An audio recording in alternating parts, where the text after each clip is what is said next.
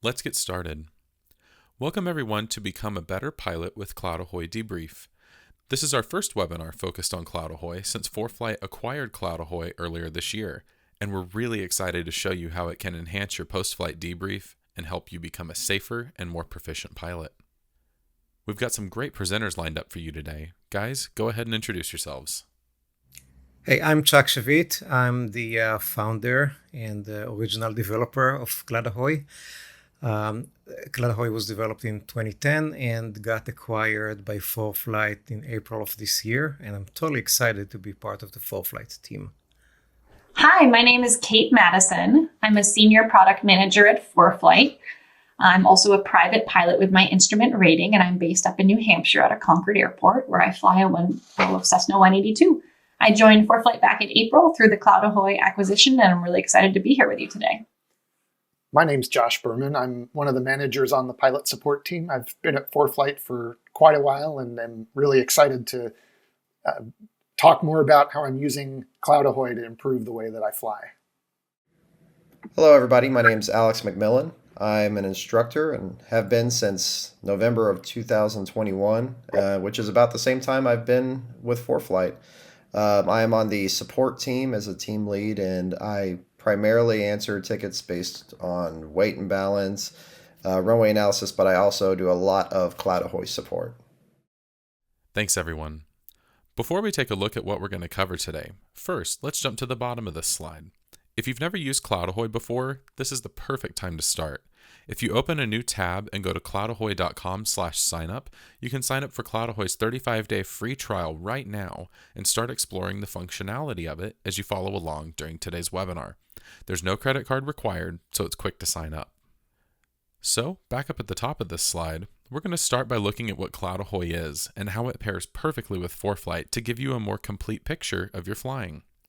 After that, Kate will go into her personal experience using CloudAhoy even before joining the company, and how it still helps her learn new things about her flying years later.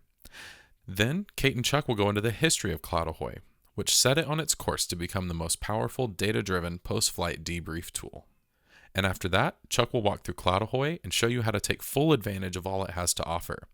Then we'll discuss and show more examples of how CloudAhoy helps VFR and IFR pilots, as well as students and CFIs, helping everyone get the most out of CloudAhoy. We'll also go into some best practices for capturing data on your flight to give you the most complete picture. After that, we'll take some questions during Q&A at the end. One last thing before we begin, you can ask questions during today's presentation by using the GoToWebinar message panel on the right side of your screen. We'll respond in writing to as many questions as we can during today's presentation. We'll also take a few of the more popular ones that come in and answer them live at the end. If you have a question, submit it as soon as you think of it. As we get toward the end of webinars, the number of questions coming in goes up, making it less likely that we'll have time to get to your questions.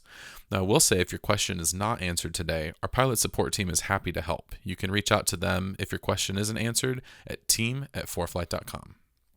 If you encounter any audio or other technical problems during today's webinar, first try leaving and rejoining the webinar. We also recommend joining from a computer if you have one available and not a mobile device. Lastly, this session is being recorded and it will be accessible at foreflight.com/webinars by this time tomorrow. With that, let's get started. Kate, over to you. Thanks, Jay. So let's get started with what is CloudAhoy. So in a nutshell, CloudAhoy is post-flight debriefing software. And the team at CloudAhoy has brought technology to the post-flight debrief experience with the goal really to add value to every pilot, regardless of what stage of their flying career they're in. You know, whether a brand new student, experienced instrument pilot, or CFI. The software that powers CloudAhoy was developed a decade ago by Chuck Shavik, a pilot engineer, and we'll hear more from Chuck in a few minutes, so excited for that. But first, a few of the basics for those on the webinar who are learning about CloudAhoy for the first time. So the software is designed to be used by individual pilots or by organizations like flight schools or fleet operators. And for the individuals out there are two subscription options, our standard and our pro. And it's important to note that in the demos and the debriefs we'll talk about today, pro is the assumed subscription level. So there are some features that we'll talk about, like the scoring, for example, that's only in the pro subscription tier. So before I hand it off to Chuck To show you how it all works, I actually wanted to talk about how I use CloudAhoy as an active instrument-rated pilot. So, I'm one example of a persona use case for the software, and there are many more out there. But for me, the value proposition has really evolved over time. So I first started using it during my instrument training, and my primary focus was on saving money, which CloudAhoy was very successful at helping me do. So I used CloudAhoy to debrief my flight lessons, and specifically my instrument approaches at home after my training in the aircraft in a much less pressured environment. So this helped me really sit down and identify exactly what I needed to focus on with my CFI in the next lesson. And I'm sure that saved me a ton of money since the annual subscription of $150 was literally less than an hour of paid flight time in my Warrior. So I don't know if others on the webinar have had similar high flight training costs, but it quickly paid for itself. And today, the value proposition for me is the ability to view my flight data in really an unbiased and objective way to figure out what I'm consistently good at and what I'm consistently getting dinged on. So I've learned through CloudAhoy, I'm too fast on my approaches. And so I've adjusted as a pilot. I pull back the power and get configured in the downwind sooner to make sure that I'm always ahead of my aircraft and I can fly a stabilized approach. So the screen you see here shows I'm getting dinged on my sync rate as well as my indicated airspeed as I'm getting closer to final. Kate, I also fly up here in New England, and sometimes dealing with the controllers and the airspace makes getting slowed down an extra big challenge. So having information we can see after the flight to show whether we were successful at that or not is really helpful. That's right, Josh. Yeah, it's really busy airspace. And again, going back into your home in a less pressured environment and thinking about how the flight went, I feel like it always makes me a better pilot afterward.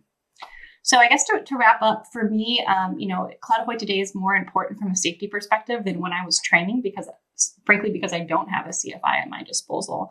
And I fly a lot all over New England, just like Josh with my family. So that's enough about me. Now I would love to welcome CloudAhoy's creator and founder, Chuck Shavik, to talk more about what he and the team have built over the past decade and why it's important for every pilot out there, really regardless of what stage of your flying experience or career you're in. So Chuck, I'm handing it over to you. Hey, thank you, Kate. Again, I'm Chuck. And I'd like to actually start without talking too much about the product, just dive into an example. So I was flying and still am flying a Cessna 182 in the last 8-9 years or so. I like it a lot. It's a very heavy plane. And recently I started flying a DA-40. And this is a flight that I flew a few weeks ago from Pennsylvania to my home airport at Bedford, Massachusetts. So it was about a 3 hours flight. It was the second or third time that I actually flew the DA-40. When I opened the debrief, at home after flying this leg because I really had a hard landing, very uncharacteristic of what I get in the 182. It was pretty bad. So I was really wondering what was going on there. I was looking at the entire flight. The flight was uneventful, flew at 9,000 feet all the way to Bedford. I flew part of it with the autopilot, part of it by hand. And this is the last instrument approach, the ILS approach into Bedford runway 29er, which was flown not so well at all. So if I just look at the score that I got an 84. 84 is not really that bad, but it's also not very good. When I look at my airspeed during the approach, this blue line here, it was anything but stabilized. It was really too fast and then slowed down dramatically. And then it was pretty slow before the threshold and after the threshold, which can explain what was going on. So the instrument approach itself was fine. But then when I actually look at what was happening prior to this very hard landing, I was looking at it. I came in at 71 knots over the threshold. I should have been at about 75. for this wind and configuration. I was about to stall. I was too high, too slow, trying to get the plane down. The plane really wanted to keep flying. Unlike the 182, it really likes to fly, and it was a hard landing. So that was a discovery that I had, and several approaches later, maybe 10 other touch and goes, I think that I figured out how to bring it down and how to safely do the flare and the touchdown. And Chuck, when you flew that flight back to Bedford, you didn't have your CFI on board, right? It was just you? No, actually, I did have not the CFI, but a person who is more knowledgeable about the A40 flying, and he was kind of talking me through the new avionics that was new for me. I never flown a G1010XI before. So I was really busy during the flight, kind of absorbing a lot of information from the guy that was sitting next to me. Yeah, well, I can see where being able to go back after the fact when you're not in the pressure of the cockpit environment can really help you get to the bottom of, where you could improve in that approach and that landing. Yeah, and maybe I can just show you briefly. I mean, typically I fly, A to B flights, but this was my biannual flight review from a few months ago, where I got kind of a mix of scores. I got good scores on like this steep turn, for example. I got a 94. I really nailed it right there. And when I look at the score, I maintained my altitude within 33 or so feet, plus or minus. Maintained my airspeed, not so great, but not so bad. But before that, I had another steep turn that was not as good as this one. So it does keep me honest in understanding where I am as a pilot, how rusty I am in doing different maneuvers. But we're going to go into more details of debriefing maneuvers and other type of flights later on. So just to touch upon my own experience with CloudAhoy and how I can tell whether or not I'm as good a pilot as I think I am or as rusty as I think I am. That's great, Chuck. Yeah, one of my favorite features in CloudAhoy is definitely the ability to isolate those flight segments and declutter it and look at a particular aspect of the flight. So thanks for sharing. Now I'd like to pivot focus and dive us into a little bit of the history and the origin story of CloudAhoy. So since we already have Chuck here with us, Chuck, can you take us back to the beginning and talk about how you got the idea for CloudAhoy? Yeah, sure. So I sold the company that I had in 2006, many years ago. Decided to take a break from engineering, and I took my first flight lesson here in the local FBO. Got bitten by the flight bug, which still is very much dominant in my life. I know that feeling. Yeah, exactly. So a year later, a good friend of mine, Eitan Rosin, told me, "Hey, Chuck, there's this new computer platform in town called the iPhone." Remember, that was 2007. And you should really have a look. So I bought an iPhone 3 at the time. I went to the bookstore and got a book about how to write programs for the iPhone and developed a toy program to log a GPS track and just display it after the flight on Google Earth. Very crude stuff. And by that time, I started working on my IFR ticket. And what I found is that I became totally addicted to debriefing. I ran from the FBO back home, loaded the flight on Google Earth, plus the published approach, and I was able to see how well or not so well I was doing at the time. So it was then that I decided that would be my next endeavor, and CloudAhoy was born. I love it, how it was born out of an unmet need that you identified as a pilot in training during your VFR and instrument training. That's awesome, Chuck. So CloudAhoy has also been described as useful to pilots in 3 ways. So the first is proficiency, the second is safety, and the last is fun. Can you talk to us more about those 3 ways that CloudAhoy is useful to pilots? Yes, so, indeed, proficiency, safety, and fun. I think this is this is a good summary of what CloudAhoy does. Proficiency, I think it's quite clear. I mean, we've seen some examples there. Helps you as a pilot, as a student pilot or a seasoned pilot, learn from your mistakes, avoid them in the future, and learn from your successes as well. This is also important. Reinforces good flying. So a student pilot who debriefs their flight would make faster progress and not repeat mistakes. But I think it applies to any pilot at any level, as my example there at the beginning showed. So that's about proficiency. About safety, one thing that I really love to hear stories from really seasoned pilots who use our product, including jet pilots. And they are consistently getting very high scores, all in the 90s on their approaches, their IFR approaches, instrument approaches. But then every once in a blue moon, they get a low score and they get a safety warning. And they tell us about it. So a pilot may not remember. They brought the plane down. Everything was good. The passengers were smiling. But really, on the short final, they had to get back on the center line.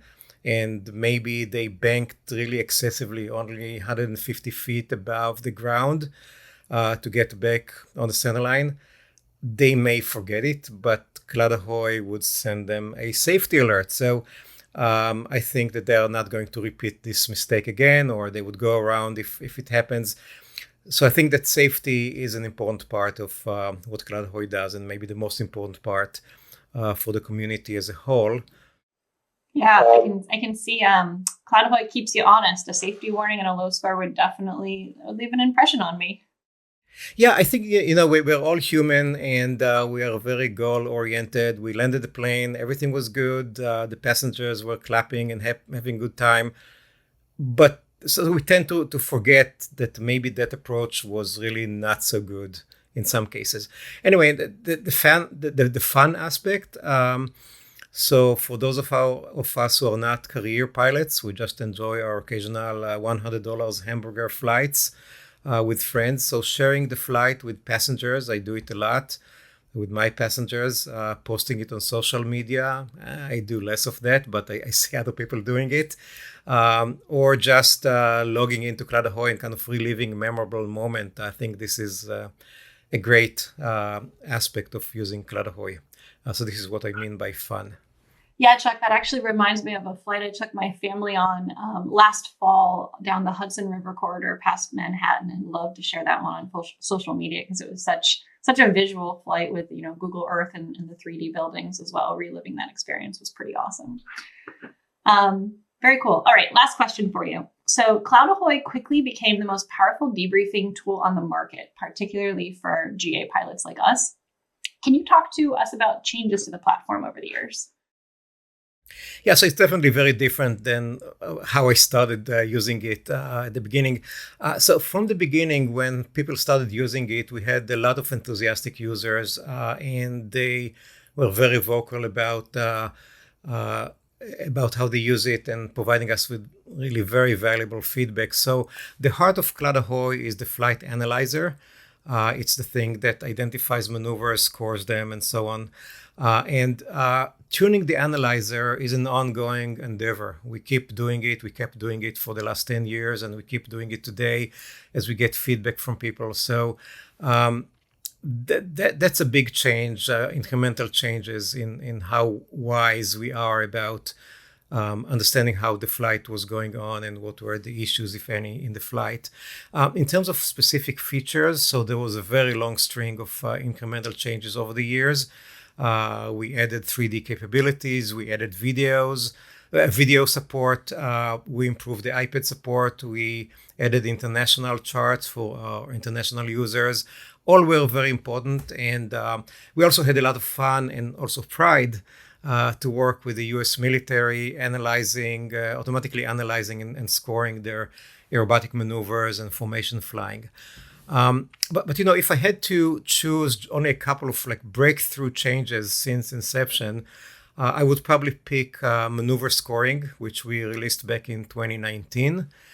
And I would also pick the widespread use nowadays of rich data in CloudAhoy, in addition to GPS data, which enable us some more in-depth analysis and more accuracy, especially when it comes to advanced flying. It enables us more in-depth analysis. It helps us deliver advanced analysis and scoring not only for the smaller prop plane like I'm flying, but also to higher end turbo and jets.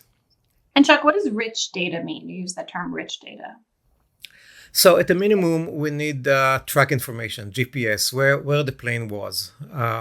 And we can get a lot of data out of that. If in addition we get also more information from the avionics, for example, from the G1000, we can tell more to the pilot about what the flight was like and what mistakes, if any, were made. Got it. That makes sense. Well, thank you, Chuck. Now I'd like to pass the mic over to our resident New Hampshire-based New England instrument pilot, Josh Berman, who's going to demonstrate how he uses CloudAhoy to debrief with his instrument flights. Thanks, Kate. I'm really excited to talk about how I've been trying to use CloudAhoy to keep my proficiency sharp and just improve the precision with the way that I fly. One thing I want to just show at the beginning here is how quick and easy it is to get a past flight from ForeFlight into CloudAhoy.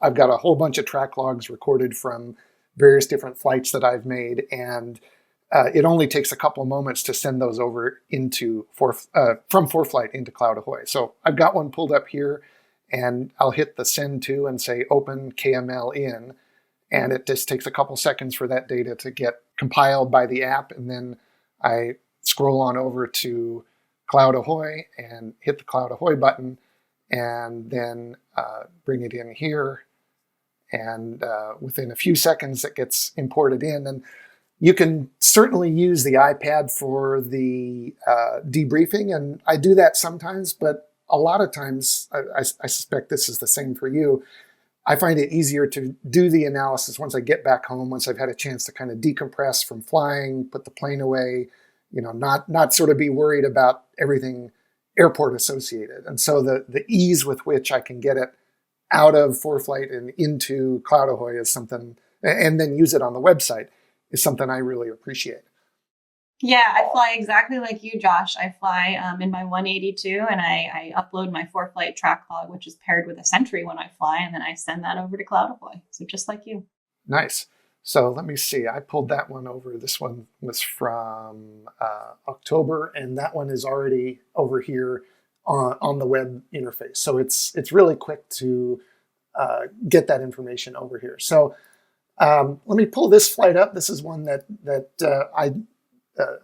a proficiency flight I did not too long ago. And when the debrief pops up, we've got different sections of the screen. One that I spend a lot of my time working on here is the segment manager, because it lets me very easily extract or focus in on the particular area I'm interested in.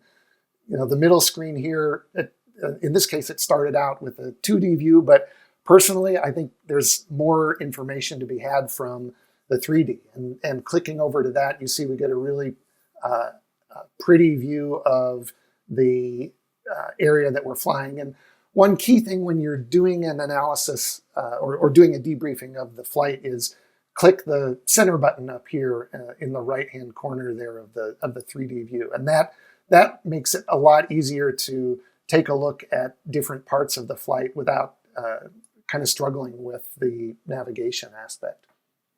So this shows the whole flight. If you want to look at a particular aspect of it, you can click on that and it'll jump you right to the takeoff. That's not all that interesting, but let's go ahead and take a look at the first approach that I flew here, flying over the RNAV 23 over at Lawrence. So if I click on that and highlight it, that takes me down to show just the approach itself. And you look at that right there and you think, well, that's kind of missing something. So if you scroll down a little bit on the left-hand column, you can actually pick the instrument approaches that you're looking at. And to me, this really starts to bring the whole idea of a post-flight debrief into focus when I can see, well, what was I trying to fly? What was the thing that I would have ideally wanted to fly laid out on the map? So this kind of gets me started. Was I at least close? And then I usually shift my view over to the scoring on the right. And I really appreciate kind of the objective view of all of my flights. I don't always fly with a CFI. I'll fly with a safety pilot. And, my buddy will say, well, that seemed pretty good, but they're not watching all aspects of my approach with kind of the unblinking precision that CloudAhoy does. And, in this case, the overall score was pretty good here, but I missed my crossing altitude initially. And that's something that may have been because of the particular vectoring I was receiving, or it may just have been me not being terribly precise, because this is a kind of a retroactive look. I don't remember the exact details around that, but seeing that I crossed seeing that my initial altitude was a little bit low, that'll be something that I pay attention to when I go and do a future flight. When you hit play in the lower left-hand corner, it starts moving along and you can adjust the time. But one thing I kind of like to do is I pause it there, and I can, if you grab the vertical red line, you can move that along at kind of any speed. And as we come along here, we see the red highlighted area, and this is where I got my low score up there, because I was below the crossing altitude. I was the 111 feet below. So this really highlights that I was lower than I ought to have been coming in there. Now, I'm going to slide back over to the left and hit the drop down, and we can see the individual segments of the approach. So as I click on that, the intermediate segment here, we can see the altitude and airspeed graph zooms in to focus on that. And likewise, if we shift to kind of the final segment, here we can see the two aspects that I think really matter a lot for pilots when they're flying an instant approach. How are you looking on the glide slope? How are your airspeeds looking?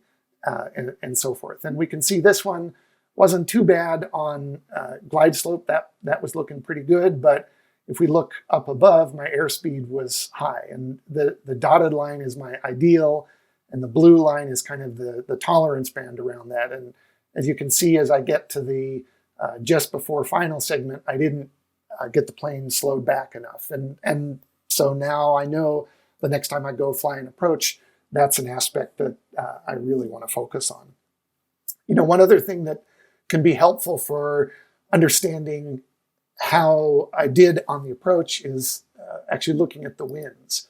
So if you click the drop down on the 3D view, you can turn on the wind vectors. And to me, honestly, this almost seems like magic, that even though the recording was made only by data from the Sentry that I fly with, Chuck, your system can go back and take a look at the weather that was being reported at the time and can calculate what the wind effect was. And to me, that's just amazing. And I think it's a really cool way to see how I was doing relative to the wind that was happening at the time. Yeah, and sometimes, Josh, when I've had strong winds coming in on final, I can actually zoom in on the 3D track and watch my aircraft crabbing. You can literally see the crab of the aircraft as it's coming in. And when you pair that with the wind vectors, it's a pretty powerful visualization. Yeah, for sure. Another view that can be helpful for analyzing things is to take a look at one of the other charts. The satellite image is very cool. It is ideal maybe if you're showing a sightseeing flight you went on, but for an instrument flight, sometimes it's nice to be able to flip over to that. And so in this case, we've got the IFR chart, and you can see relative to the airspaces around, what did the flight look like. So, oops, that one rotated a little bit. There we go. This shows where the approach lines up and where the other airspaces were. And when you are done with the first approach, there's other approaches to come. So you can look at all of that in relation to the actual chart that we were flying with. Thanks, Josh. That's great. Thanks for showing us how you debrief your instrument flights. I also have been enjoying taking a look at some of my more memorable VFR flights with CloudAhoy. And I've got one here I want to pull up. So I know what you're going to show. Yeah, we've talked about that. So not too long ago, I had an opportunity with one of my coworkers to go up and actually land at the ice runway at Alton Bay in the middle of winter. And, we tackled it. This really encompasses two aspects of CloudAhoy. The first was I wanted to make sure that I was very proficient with short field landings. So before we went up there, we did a couple of traffic patterns down here at Minuteman, and I made sure I was doing really good short field landings, and that qualitatively during the flight, my CFI and I were happy with it. And then once we were happy with it, then we were able to go and actually head up to the ice runway at Alton Bay. And that's one of I think the only permanently charted ice runway in the country. Now, it's not always there. It only goes active when there's enough cold weather to really ice it in. But to me, it's really neat to be able to pull this up and actually look at coming in to land on that ice runway. And Chuck, this really is a kudo to the CloudAhoy analyzer, that it's able to pick up the fact that I'm coming in to do this landing down on the lake when it's actually ice. So this is one that I always get a kick out of, and is really one for my memory book over time to show that I was able to make that landing there. I've also landed at Alton Bay, Josh. It is a pretty phenomenal experience. I have to say, I was a little nervous my first time landing on the ice and just thinking, how am I not going to break through? But they test the thickness, and they have protocols to make sure it's safe. And I think they even have a lot heavier aircraft than 182s land on that runway in the winter. Yeah, when I was there weren't any twins, but they had said there were some twins that had come there the winter I was there. And I wasn't so worried about breaking through. I figured they'd have that piece covered, but I was really concerned about directional control on landing. And, in this case, if we pull up and look at the wind vectors, we can see there was reportedly a pretty decent crosswind on the day that we landed, but I don't remember having to do a lot of crabbing coming in. It was a pretty straight on in landing, and I felt pretty good about it overall. But this one's a fun VFR one that I'll enjoy being able to go back and look at and reminisce about on years like this past year when we didn't get enough ice to go land there. Yeah, didn't have a cold enough winter. That's right. Great. Well, thanks, Josh. So now we're going to head over to Alex, our resident CFI, who's going to demonstrate how he uses CloudAhoy as a CFI with his students. Alex, over to you. Thanks, Kate. CloudAhoy has been a real game changer for me regarding many challenges that I face getting the point across to my students. It's one thing to tell your student over and over to increase their airspeed on base, or that they're losing altitude in a steep turn, but sometimes it's much easier to actually show them that. This is where I like to use the segments manager, especially for the debrief. So looking at this over here, you can see I've got all my different segments lined up. Well, by clicking on one of them, it takes me directly to the segment. And if I want to isolate that specific segment, I can go ahead and isolate it from there. Alex, to me, this is one of the truly remarkable things about CloudAhoy, is that you didn't have to go through and click on each maneuver. It just recognized it. The classifier that looks at all of the data broke those segments out. And so it really makes it just super quick to be able to jump to it and take a closer look with your student as about the flight or about that segment of the flight. Oh, absolutely.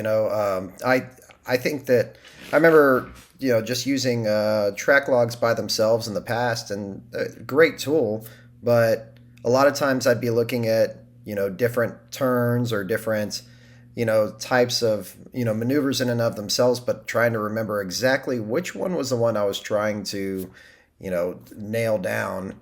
And CloudAhoy will automatically pick out and tell you which maneuver is which based on the analyzer.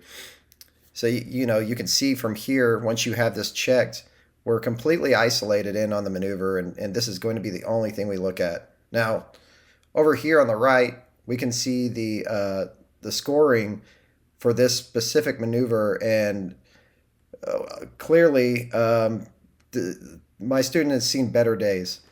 A score of 23 is going to almost certainly fail you on a check ride. So let's kind of look at it. Let's break down what is actually happening here. So we can see each different type of segment of the maneuver. We've got our altitude, our indicated airspeed, our heading, and our roll. Now, all of these are going to be based on the ACS and whether or not this would pass to ACS standards. And this is going to be presented within the envelope. You can check out the envelope editor on your own, but we're not going to go over that at this time. Just know that the envelope segment here that's going to be shown here is going to be under the goal section, whereas the actual is going to be what actually happened. So here we see the altitude scored a 0. His initial was 6,278 feet with a goal of plus or minus 100 feet, and we didn't really make that goal. And the kind of neat thing about this is looking at each one of these different sections is we can also see, well, he didn't really maintain the goal of his airspeed either. Well, we could just leave that alone and not think about it, or as instructors, we can really break it down. It's like, and let them know, like, well, look, you lost 278 feet of altitude. What's happening there? Well, you probably had a nose down attitude, which caused you to increase to 19 knots above your original airspeed. You also gained 210 feet, which at that point caused you to probably decrease down to somewhere around 73 knots. Being able to see these all together instead of just individually makes it really easy to be able to, instead of just tell your student, hey, you did this wrong, you get to tell the story of what went wrong, how it went wrong, and how they could fix it in the future. It's a really great tool here, and to me, it's really made a huge difference in being able to isolate the chicken or the egg, what came first. Now, a really cool part of this is I decided to take video for this flight. Now, you don't have to take video. You can also look at the heads-up display that I have over here in the lower right corner to be able to see what's happening on within your AHARs while you're watching this. However, I like to take video as well, just so I can kind of see what my student is doing and what might be going through his or her head. So when I go ahead and press play, I can start watching this maneuver right at that exact spot, see what's happening on my HUD in the lower right-hand corner, and see what my student is doing down here in the middle. Now I know that this is my student Steven. He's normally very good, but I asked him to give us a little bit of extra help for this webinar to do this exceedingly wrong. But you can see over here on the right how he's got such a nose down pitch, and his airspeed just keeps increasing and increasing. It really does make it easy to take your student step by step through their entire maneuver to be able to really let them know, hey, this is where things went right and this is where things went wrong.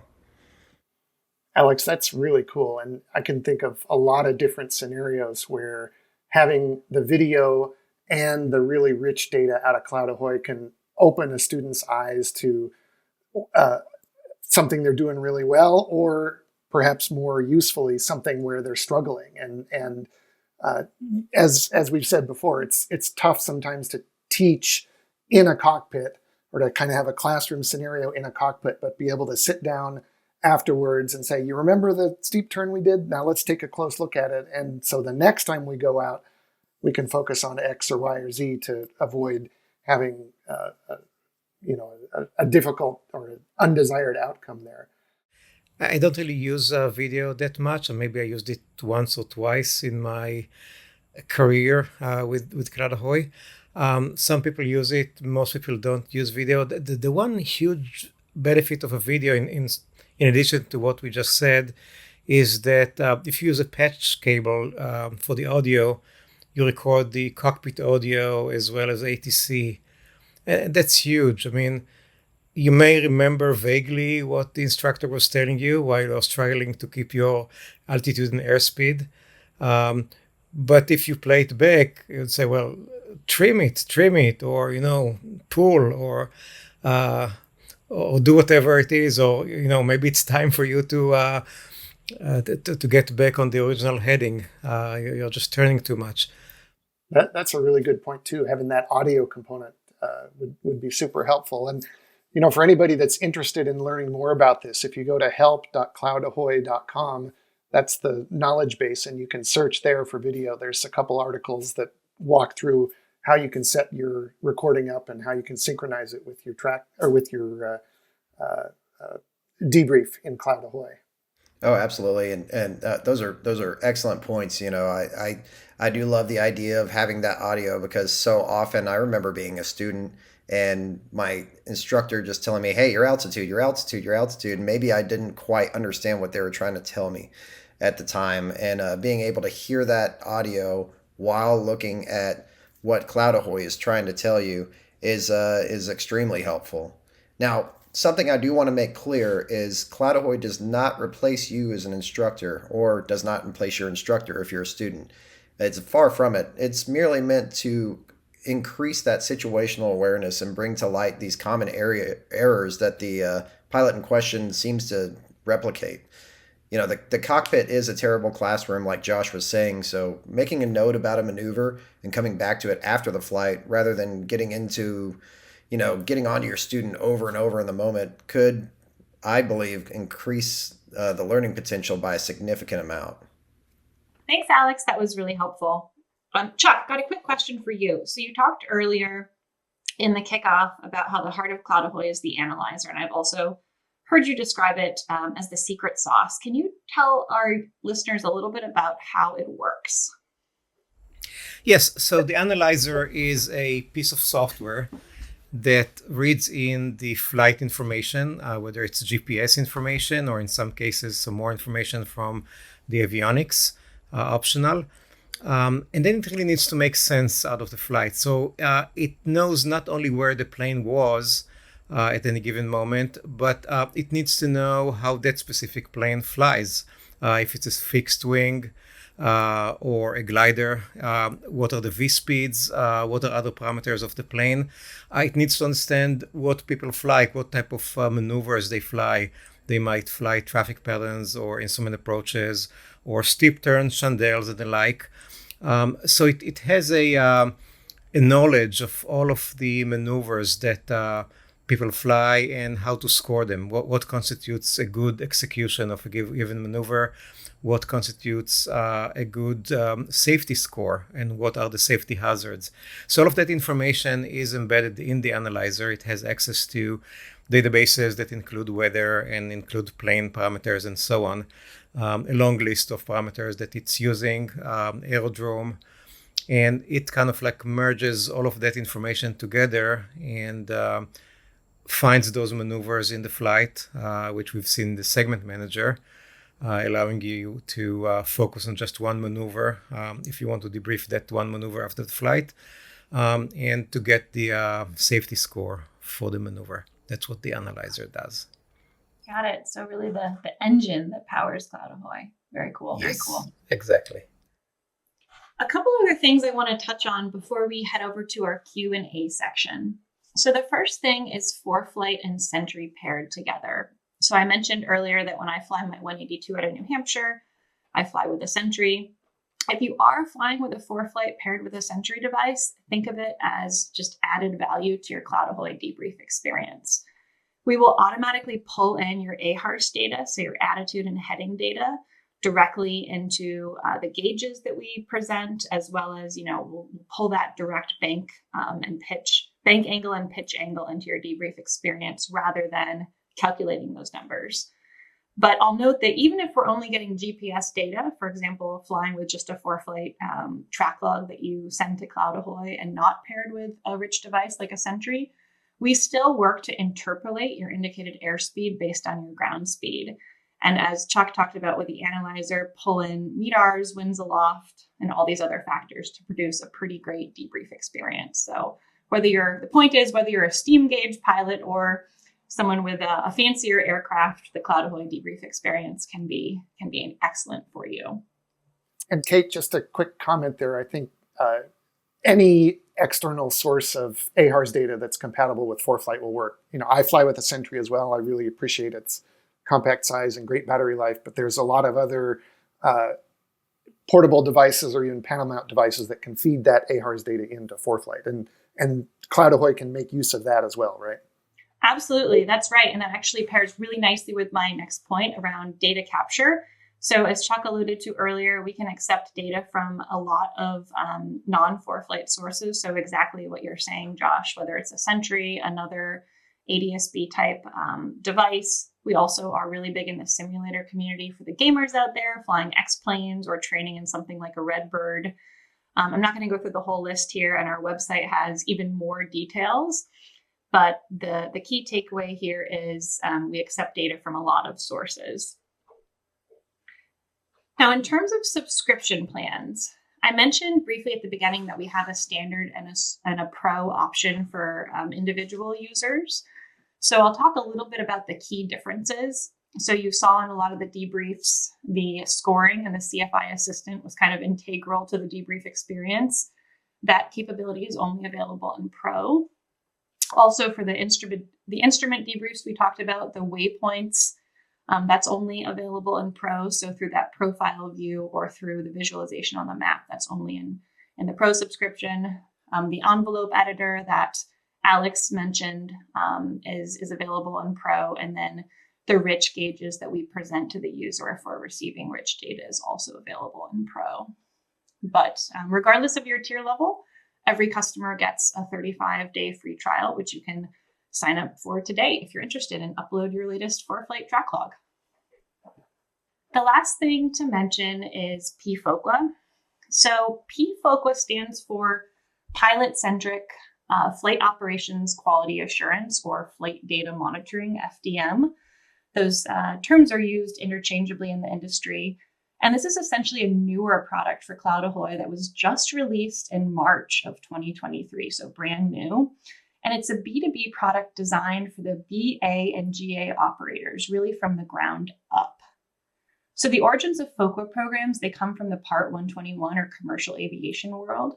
But here at CloudAhoy, we've taken a slightly different bottoms-up approach with the design. So we've essentially packaged those debriefs that we showed you today together and presented the analysis in an aggregated flight dashboard. So that's the screenshot that you see here.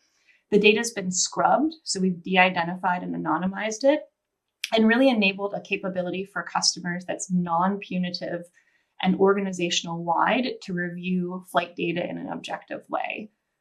We also take it a step further and we highlight for the customer where we've identified flight exceedances or potential safety events. So an example here, whether you're flying a Citation jet or a 172, if you're banking greater than 60 degrees, that's something that you should be aware of. Or for example, if your indicated airspeed on final is 20 knots higher than the VREF for your aircraft, another thing that a fleet owner should be aware of. So for this product, we often work with a safety team within a flight school or business aviation provider. And we're excitedly seeing an extreme amount of interest from the flight training community and BA operators. So this product is really competitively priced. Feel free to reach out to sales@foreflight.com if you're interested in learning more. So that's just a quick note on our new PFOCA product. Now, Jay, I'm going to hand it back to you for the Q&A. Thanks, Kate. Before we get into some questions, I want to mention some useful resources for you. First, there is so much more to CloudAhoy than what we were able to pack into today's webinar. You can visit cloudahoy.com and foreflight.com/cloudahoy to learn more. And if you haven't done it yet, you can begin your 35-day free trial at cloudahoy.com/signup. So you can try out CloudAhoy's highest tier, Pro, and use all of the features of CloudAhoy during that trial at no cost. No credit card information is required, so it's a quick sign-up process. Next, you can register for more webinars and watch past ones at foreflight.com/webinars. And as I mentioned at the beginning of this webinar, the video from today will be posted there within the next 24 hours. And lastly, whether you have a question that isn't answered today, or if you have any other ForeFlight or CloudAhoy related questions later, you can always reach out to our pilot support team by emailing team@foreflight.com. Now with that, let's move on to some questions. And thank you all so much for the questions that have come in today. We've gotten a lot of great ones. We're going to take a few of them live now here so that you can learn a little bit more. So the first question I have is for Kate. And this question came in really early on. Do you need ForeFlight to use CloudAhoy?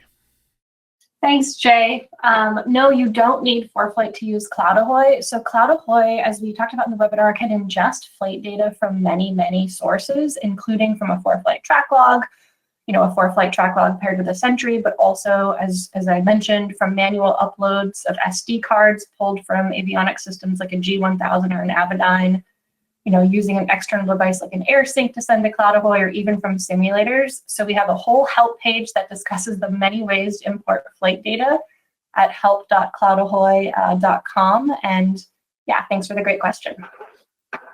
Yeah, definitely. The next question I have is for Alex. What would you say to a student who has CloudAhoy and plans to stop using it once they finish their training? It's kind of an old adage that gets told to everybody when they're in flight training, and even after flight training when they're doing their flight reviews or stuff like that. And that's that we're all students, even if you are a private pilot student, if you're an instrument student, if you're 10-year airline captain, we're all students, and we can always improve. We don't work in a field where we're necessarily staying completely safe from harm at all times. So the more we can mitigate that potential danger to ourselves by continuing to debrief and focus on our different maneuvers, our landings, our approaches, and just trying to constantly improve, the better. So yeah. Great, thanks, Alex. A very popular question today, and one I know a lot of you who maybe even didn't ask it, may be thinking, are there any plans to integrate CloudAhoy directly into ForeFlight? The short answer is we don't have any news to share at this point, but our product and development teams are taking a hard look at how both products, ForeFlight and CloudAhoy, together can be useful for our customers. So we think there's a lot of potential in an integrated solution, but nothing to share yet. So the next question I have is for Chuck. Can you talk about how speed is measured in CloudAhoy? Is it ground speed? And how does the system measure the wind? Hi, thanks for the question. If we do not have the airspeed from other sources, like if you're not importing it from the avionics system, then we compute the speed. And by the way, we compute everything that's not given to us, including pitch and bank and other factors. And so to compute the indicated airspeed, we look at the ground speed. We gather weather information from weather sources, wind aloft, METARs, and we do a 4-dimensional extrapolation, location and time, to arrive at the estimated wind at every point along the flight path. Once we have the wind direction and the wind speed, we can compute the true airspeed from the ground speed and the wind, and then we compute the indicated airspeed. Great, thanks, Chuck. Kate, the next question is for you. How does CloudAhoy know the RPMs of an aircraft? Thanks, Jay. Yeah, so there's many EVISs out there, like the G1000 and the Avidyne, that record engine RPM. And when those logs are imported into CloudAhoy, like I discussed a few minutes ago, through the different data ingestion processes we have, we present that information to the customer in their debrief. So not going to repeat it, but you can import your flight data in many ways, and a help.cloudahoy.com page and information around importing flights will elaborate on that more. Great, thanks, Kate.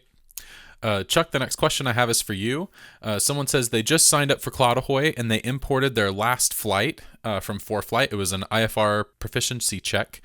And they did 2 approaches at their airport, but CloudAhoy identified both as an ILS when one was actually an ILS and one was a GPS approach. Can you talk about the types of approaches CloudAhoy has and how they can get this issue resolved? Yeah, I'm assuming that the flight was outside of the US, probably in Europe. We have a database that includes most of the instrument approaches in the world of all of the runways, but it's not complete. We have some gaps in it, especially outside of the US. If you ever are in a situation where the approach was not identified, it's most likely because we don't have it in our database. And in your case, I'm assuming that we did not have an RPM approach, but we had an ILS approach, so we assumed it must be that one. If that's the case, there's a link on the form that pulls down the approach in the debrief, or you can send a general email to team@cloudahoy.com, and we will just add the missing approach. Great, thanks, Chuck. And yeah, I did mention it, but yes, this pilot that emailed in or that wrote this in this question flies in Germany. So, Chuck, the next question is also for you. How accurate to the real or close to the real flight are the statistics like speed, altitude, GPS location, etc.? Well, the GPS data is really depending on your GPS source. If it's from the internal GPS on your iPhone or iPad, it's probably less accurate than it might be from a device like a Sentry or the avionics system. As for the other aspects, the altitude, if we don't have the barometric altitude, we use the GPS altitude from your GPS device, and that might be a little different, up to a few tens or even 100 feet from the baro altitude that's indicated to you in the cockpit. And the airspeed is that we compute is typically very, very accurate, but it might not be, especially if the wind reported to us from weather resources is inaccurate for that moment in time where we need the wind for a specific calculation. So all in all, it's pretty accurate, but it's not 100% accurate, depending on the sources. Great. Thank you, Chuck. Kate, the next question for you, and I'm just going to say now I'm very jealous of this pilot, but they fly in the Eastern Caribbean, Puerto Rico, the Virgin Islands, the Windward and Leeward Islands. They want to know if CloudAhoy can be used there, and I just got to say, that's got to be some beautiful flying. Yeah, Jay, that sure sounds like it. I'm a little jealous myself. And the answer is a strong yes. CloudAhoy can be used worldwide. Awesome. Josh, the next question is for you. When flying at European airports without METARs, this pilot is asking if they can connect the most appropriate METARs or airports nearby, and asking how the system handles gusts. Will it always lead to lower scores? Sorry for the background noise there, Jay, but no, there isn't currently any way to manually put weather data into CloudAhoy if it wasn't saved automatically. But when gusts are forecast, CloudAhoy automatically adjusts the VREF to account for the gust factor. Great, thank you, Josh. Alex, the next question's for you. This person's asking if a weight of 60% for altitude and only 20% for heading is accurate to the ACS. Yeah, I saw this question earlier. Thanks, Jay. I like this question because it kind of points out a different kind of way of thinking about CloudAhoy versus the way that I use this app is for improvement, self-improvement, and improvement in my students. So you're not necessarily looking at this as a pass or bust scale kind of thing for the ACS, right? If you're looking at let's say, for example, a steep turn, and it says 60% of the weight is hinged on the altitude versus 20% of the weight is hinged on the heading. Well, ultimately, if any part of that ACS is busted, technically the examiner at that point can call it off and say that you've now busted that portion of the exam. which none of us want, but it happens. But that being said, it's not necessarily like this is a tool for the DPE to go in and use and take a look and say, oh, well, actually, technically you busted here because 60% of this maneuver is based on the altitude. To the contrary, it's, we touched on the envelope editor, but with Pro, you can go in and actually edit your envelope. And the whole kind of point of this is to be able to put more emphasis on the parts of the maneuver that you are struggling with. So if you're struggling with maintaining your altitude, for instance, well, you can maybe increase that from 60% up to 70% or 80%, and just increase the weight of it. If you're more struggling with your heading, well, you add a little bit more weight to your heading and take a little bit away from for the altitude. So realistically, this is not for like the scenario of seeing what would pass and what would bust, but it's more for the scenario of where can I improve and how can I make sure that I do get within standards. Thanks, Alex. I want to jump down just a little bit to I would say a question. We got a lot of these questions. People asking about recording video with your comms in flight and synchronizing it into CloudAhoy, and how that's done. So I'll take this question and I'm kind of going to separate my answer into two parts. The first one is to do this, you'll need some sort of camera. I use a GoPro when I fly. And you'll also need GoPro and other manufacturers make an audio adapter that plugs into USB.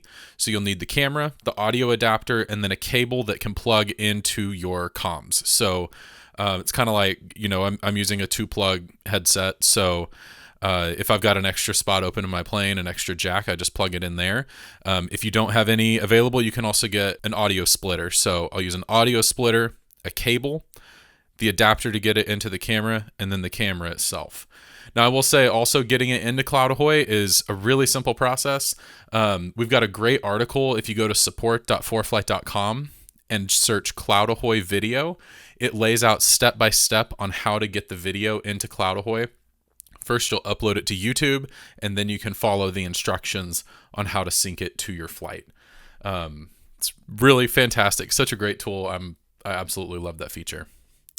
The next question I have here is for Chuck. Are new users able to use CloudAhoy to debrief flights taken and recorded in ForeFlight prior to subscribing to CloudAhoy? Likewise, if your CloudAhoy subscription lapses, do you still have the ability to view and debrief flights that were previously debriefed in CloudAhoy? So the answer is yes and no. Yes, you can create a CloudAhoy account free of charge. It's free of charge for 35 days. And you can import past track logs from ForeFlight or any other source and then evaluate it that way. No, when your subscription lapses, you cannot debrief the flights the way you used to debrief them when you had the subscription. We switch it automatically to our free product, CloudAhoy Track, which shows you just the track information over Google Maps, but without any of the debrief capabilities. Great. Thank you, Chuck. Josh, last question here that I have is for you. Does transferring a historic or archived flight that was connected to an AHRS device, also transfer the roll, bank, and pitch data?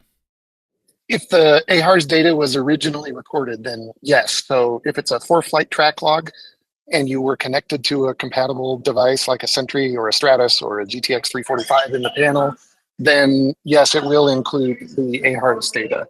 If you were just using your iPad or your iPhone to record the track log and it only has GPS data, there would not be AHRS data. Perfect. Thanks, Josh. And Kate, I missed one question farther up the list for you. Can you talk about the data privacy policy and the technical implementation of it? This person asked, do you use data for monetization or sell it to anyone?